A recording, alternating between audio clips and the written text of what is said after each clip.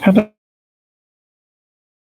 I have never done this before, so let's see how this goes. Maybe I should put something in my PC so you can see the blackboard or whiteboard.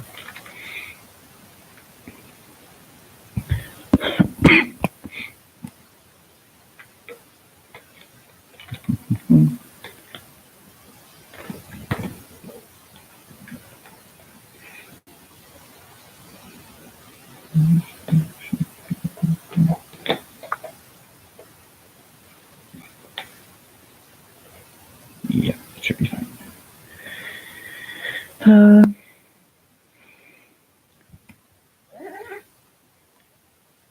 Okay, 2 people watching.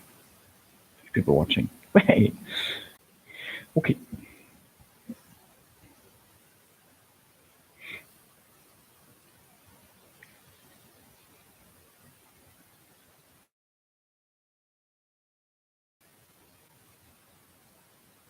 Hello, can you hear me?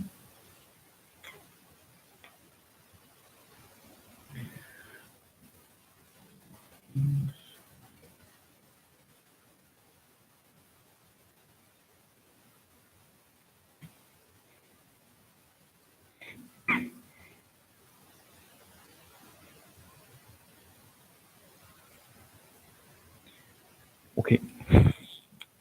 Maybe I can write this blackboard.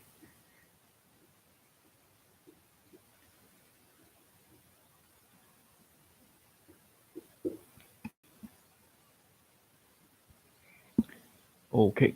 Perfect. So, yeah, maybe waiting for. Also, can you read this?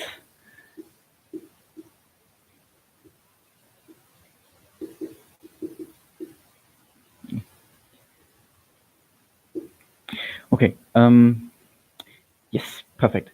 Cool. I have never done this before, so let's try how well this works. Okay. Predicate logics. I have, of course, some explanations and some examples. I'll just briefly. So what we would do today is I was actually just skipping through the book from Farron and found some examples. So we will yeah, get through the examples a little and yeah, essentially answer questions as they occur. So let's maybe get through what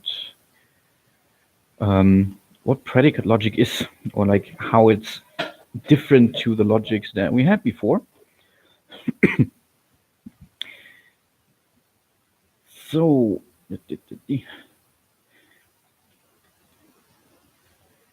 kind of hoping I don't crush anything in here.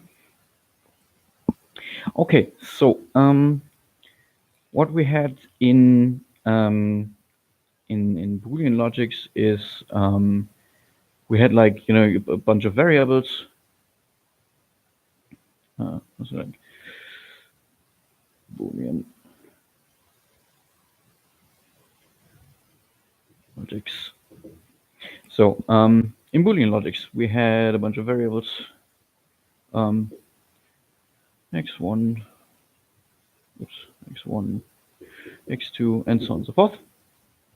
All right, and we were essentially looking for assignments to these variables. So we had like an assignment.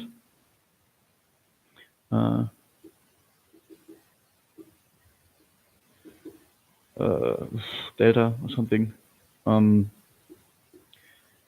where we would essentially say which variable gets which value, so to either true or false. Now, as you saw in the lecture, that problems of this case could be expressed by like a big table or something. So Yeah, so like, however, whatever we define in the Boolean logic, we can describe as a truth table, where we have the variables here, x1, x2, x3, and so on and so forth, right? And here's some other results. And then we were starting whatever we wanted to model. So 0, 0, 0 would be, I don't know, whatever. 0, 0, 1 could be, I don't know, and so on and so forth. So yeah, so we had essentially like a big table of the function, or like of the system that we wanted to model. So which assignments would be valid and which don't. So, and now you can imagine these tables become incredibly big. So like for you can, yeah. So for n variables, there are 2 to the power of n possible tables. Possible tables or functions. I think you will see functions later in the lecture. Don't worry about this too much, but like later on when you model this, we will be talking more about function rather than tables. But yeah, so this was all the Boolean logic stuff, and now we had the connectives. So because these tables to be so incredibly big, we wanted to have some kind of method to write this in shorter, so that we can compress this big table into what could this be? I don't know.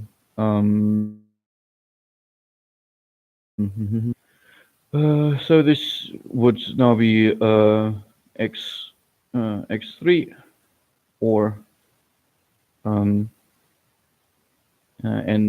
pardon, x3 or not x2, right?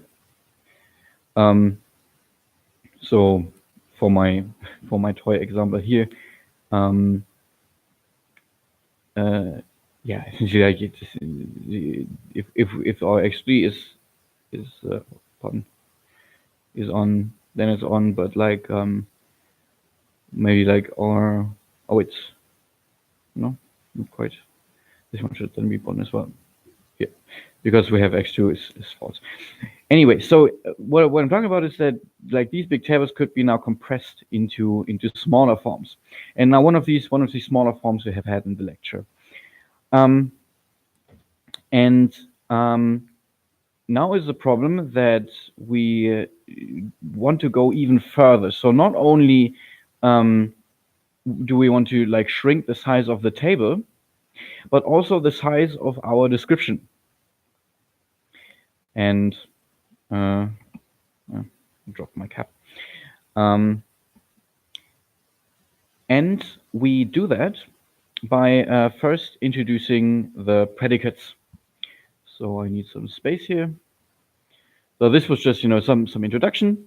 So yeah, as you might imagine that sometimes these Boolean formulas also get really long. They get as big as the tables or something, and we want to find even shorter ways to write them. And this is why instead of variables in predicate,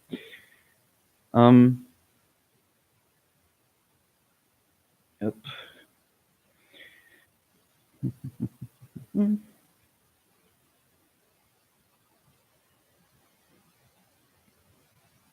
Yeah. So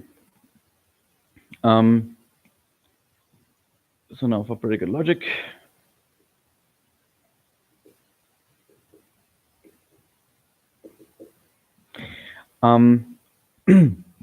We now have a set of predicate symbols. I don't know if there's like an official formulation, but like let's say predicate symbols. Here's a set of I don't know, p P, Q, R, and so on and so forth. With each predicate having an arity. So, oh, this light is really annoying, isn't it? Crap. Let me write this a bit lower because no one can read this. So okay, so we have now predicate symbols. Yeah, this is a little bit better. P, Q, R. And let me give them like a tiny index or something. So we can say that, you know, this is the arity of how many arguments the predicate can take. Okay. Is this pretty loud, isn't it? Okay. Let's say we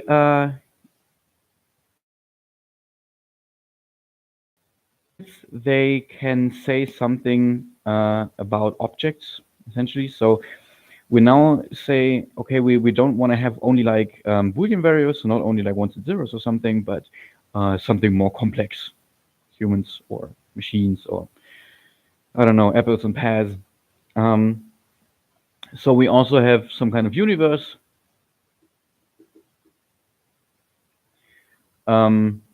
which is just a set, literally any set. And we're using these predicates to say something about this universe. And let me just give you an example. So the predicates, I don't know, human. So let's say age is our predicate for human. Predicate for human. And it has the arity of 1. Let me write this like this is just for you seeing it.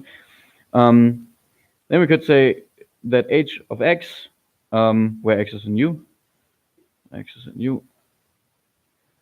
would only write this now, but like it's implicit that for the predicates, the variables always come from the universe. So h of x means that x is human. Okay. Why am I talking of like making smaller formulas now? And the reason is this is essentially like a huge. Let me take this one off. It's getting really warm in here. This is essentially like a huge list of maybe all the values. I don't know. Anton, Bertha, and Caesar or something. Then this predicate can be seen as a Boolean variable for each of these elements in the universe, right? So essentially h1 of a is one value that is either true or false. h2 of b would be as well. Oops, h1, sorry. h1 of c. So yeah, so essentially now we have one symbol that actually describes 3 Boolean variables, or even more. So the clue is that our universe can technically be infinite, and then we would have, you know, a description for infinitely many Boolean variables.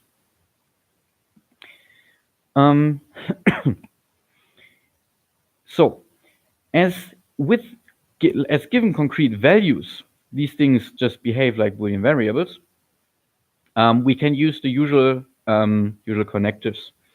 So let's maybe say so Bertha and Caesar are humans. Alphonse isn't.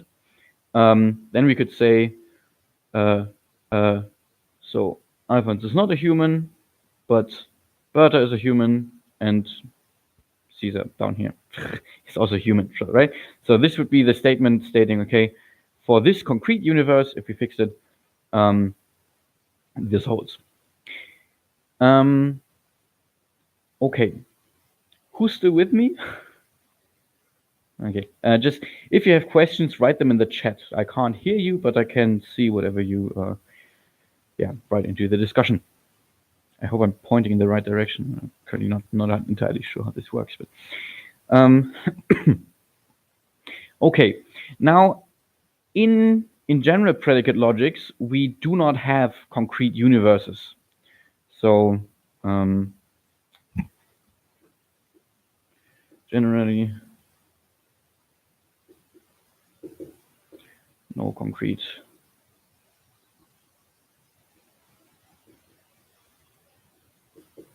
Right?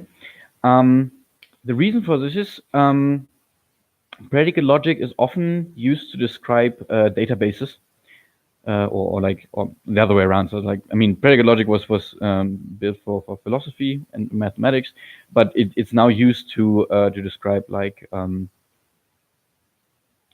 can't see down here. Okay. Let me put the universe. So yeah, it was originally made for mathematics and philosophy, and can now be used for databases. And now databases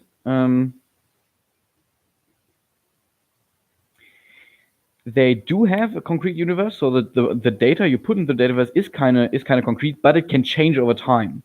So you add new values while you do something, or you essentially change the database, but still the queries you put to the database can stay the same. And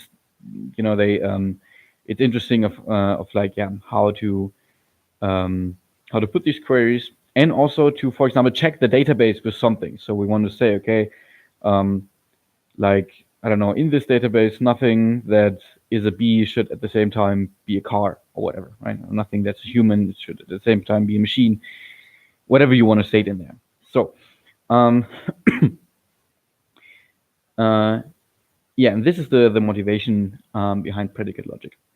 Okay, so now we have a form of writing for as many Boolean variables as we want, and this even works for predicates of higher arity.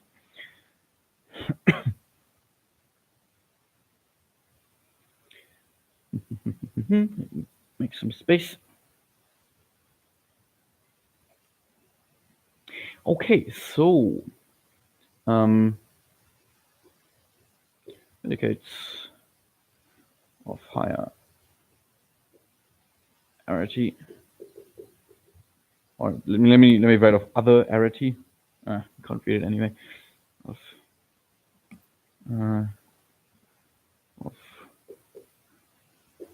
other arity. Yeah, that should be partially readable at least. So the first thing that to note about predicates, if we have a predicate of arity 0, so let's say p0 or something, this is just a Boolean variable. It takes no arguments.